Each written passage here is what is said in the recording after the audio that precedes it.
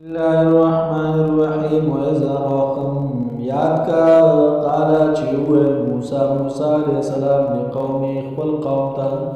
یا قوم زما قوم انکم بشک تاسو ظلمتو ظلم کړو انفسکم په خپل ځانونو باندې باتخاذکم العجل معبود نیولو د خوسی فتوبو واستوبو وکړئ الی بارئکم د خپل خالق په بارګاه کې